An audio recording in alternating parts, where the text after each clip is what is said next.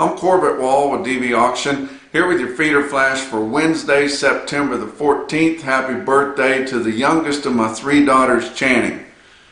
Brought to you in part by Performance Livestock Analytics. You can manage your feedlot operation anywhere, anytime with Performance Beef. For more information, go to performancelivestockanalytics.com. Beef exports are on pace for a record high, and already year to date they're blowing the figures off the page there, and especially in Asia, guys. And I don't know if you've been keeping up with it. I hadn't really been keeping up with it. I knew that our exports had been running pretty brisk, but as far as quantity, China's imports of our beef are up 35%. The value of that is up 61% from a year ago. Korea is up just 4%, but the value of those exports we are sending them is up 33%. Japan up just 1%, but still the value of those exports up 12%. And actually those Asian countries are still struggling with COVID, but food service is picking up progressively, and we're expecting them to really come into the market a whole lot more right on top of our tight supplies next year, which could bring prices even higher than what we're estimating, and we've got some dollar signs in our eyes already. Look at some other areas of the world. Germany, their imports of our U.S. beef are up 234% as far as quantity, and as far as value of product compared to a year ago, year to date, 323%. Wow. How about South Africa? The quantity is up 260%. Value of the product they're taking is up 623% from a year ago. But worldwide, we are running quantity exports out of the U.S. going to other places in the world up 7%, and the value of those products up 29% from a year ago. So that's very, very healthy, moving along really, really good. We had a rough day as far as our commodity markets and any kind of publicly traded markets on Tuesday, because we got that consumer price index report comes out that says despite our fuel prices going down big time, inflation is still just as high as it was in August, and we thought it had cooled down, or they tried to make us believe that it had cooled down, but inflation's still high. Everything you buy is high. Everything that you buy costs more than it's ever cost before. Our economy sucks. They're going to raise interest rates again. We had talked about this before they started that. That's the only way to control inflation when it's running this rampant, is to raise interest rates. Well, you know what that does? That just scales everything back. Your investment, your opening of businesses, all that kind of thing. Your purchasing, it scales everything back.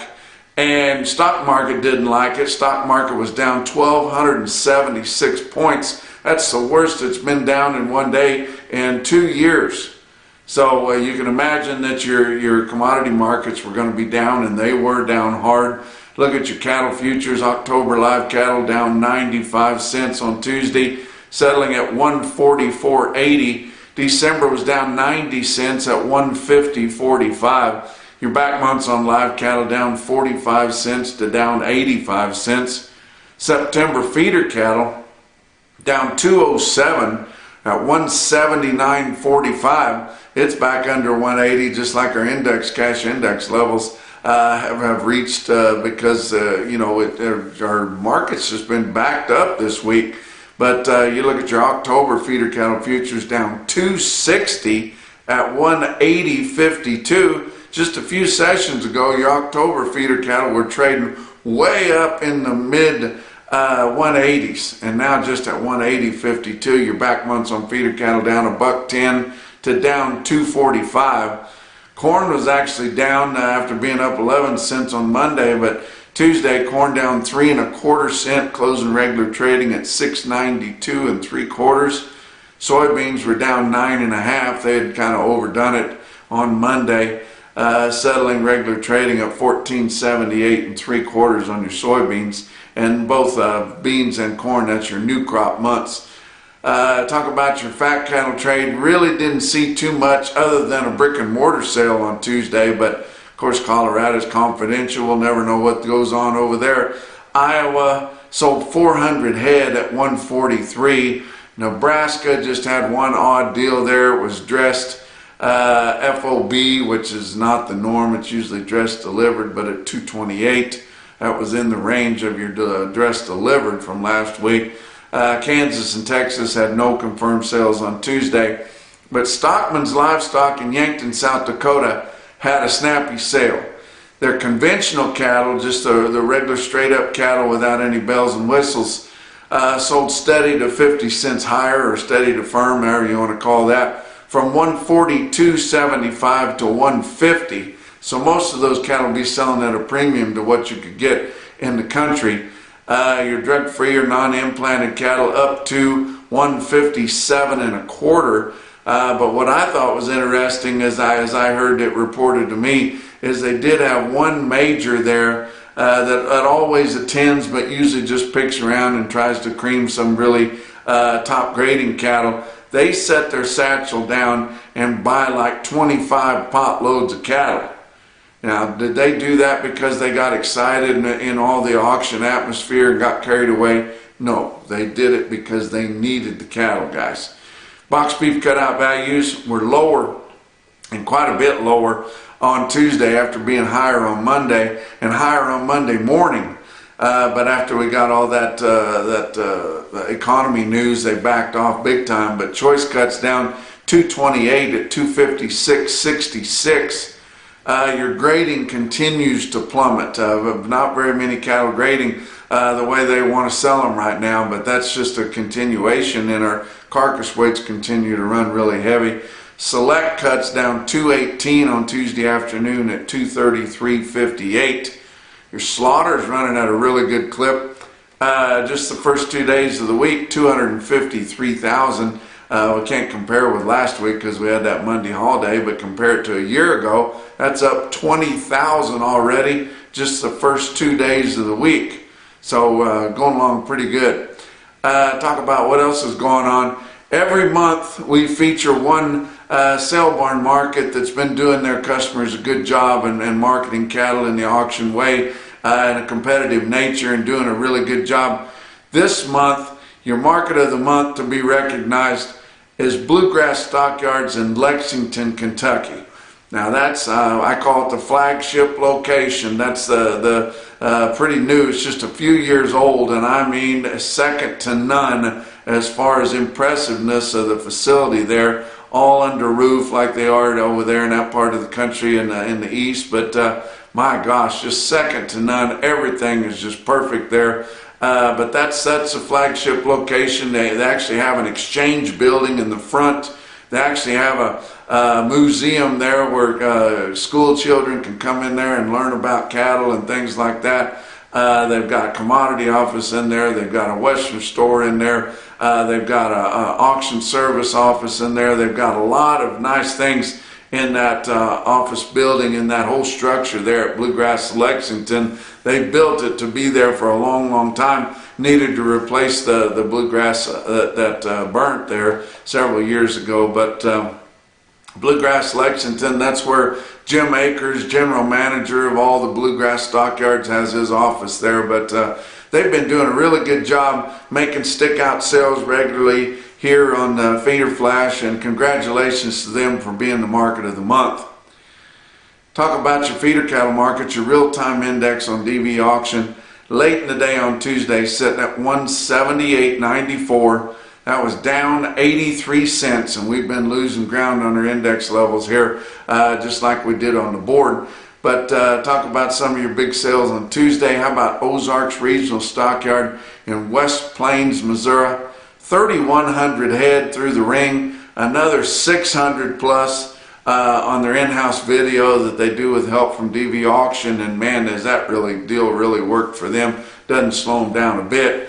But market was a little tough. Feeder steers were steady in a light test. Didn't have enough feeder heifers to really test the market. but calves, which is what they have mostly, especially this time of year, $3 to $6 lower, and that's the norm, guys. It's just lower everywhere. But did have one stick-out deal of yearling steers there, sold well enough to talk about. Let's talk about these 228 head in one swath, West Plains, Missouri, that weighed 899, or same as 900 pounds, at 168.50 in extreme south central Missouri. That's a hell of a quote. How about Beaver County Stockyards? I told you they was going to have a good sale. They did. Had 3,100 feeders, and then had a nice run of cows on top of that. But look at your automated marker report, and your feeder steers look steady to $4 lower. Some of the other classes were not as well tested, but did have a few stick-out deals there in Beaver, Oklahoma, including these 60 head of 875-pound steers that bring 180.75.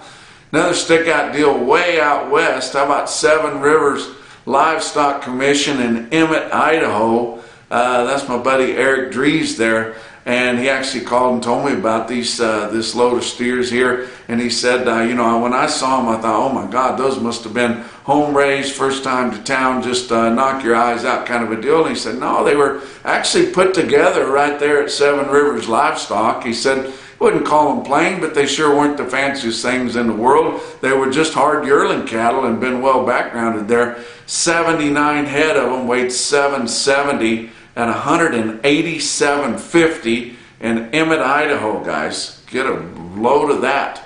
How about Tri-State Livestock Exchange in Ray, Colorado? They sell some peewee calves really high. Some little steers, 54 head of them, weighed 373, bring 251.50. I thought that was a stick-out deal there. They'll have some wheat in that area and back to the east there, and then that's probably where those cattle will be going.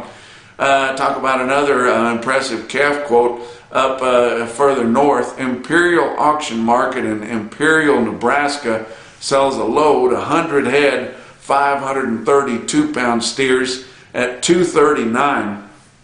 That's awful impressive quote there.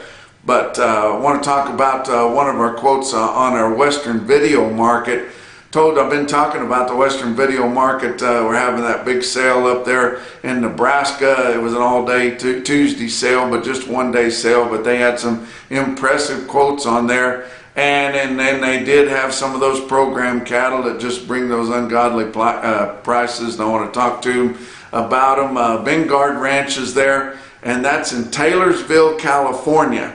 And that would be north of Reno. I'm familiar with that area out there, but you know, not as pretty as it is right around Lake Tahoe there, but it'd be north of there quite a ways, and it'd be fairly dry there most of the time. But Western Video Market sells those steers. They had 58 steers to weigh 800 pounds for immediate delivery. I mean, like this week, right now.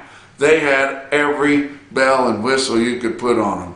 SAV, NHTC, Verified Natural, GAP4, Beef Care, PI tested negative, non-GMO, Veg Fed, which is one that I wasn't even familiar with, diamonds in their ass, everything. Look at the pictures of them there. 58 steers, immediate delivery, 800-pound, Taylorsville, California, bring 201. Pretty impressive quote there. But your Zoetis stick-out sale of the day goes to Kimball, South Dakota, at Kimball Livestock Exchange. Had over 2,000 feeders there. Look at this automated marker report, and you see your stick-out weights there. 214 head of 8-weight steers, averaged 862 with a weighted average price of $182.20. 373 head of 9-weight steers in Kimball, South Dakota, averaged $921 with a weighted average price of $184.87. Look at heifers, 8 weights, 258 head of 8-weight heifers, averaged $846 with a weighted average price of $176.89. That's better than most places' 8-weight steers. They had some very impressive quotes there, including 76 steers weighed 658 at $218.60. And then the best quote that I saw anywhere on Tuesday in your Macrocin No BS. Top quote for the day. Kimball Livestock Exchange in Kimball, South Dakota sells 156 steers weighed 1,016 pounds at 184 1/4. And that's your feeder flash for Wednesday.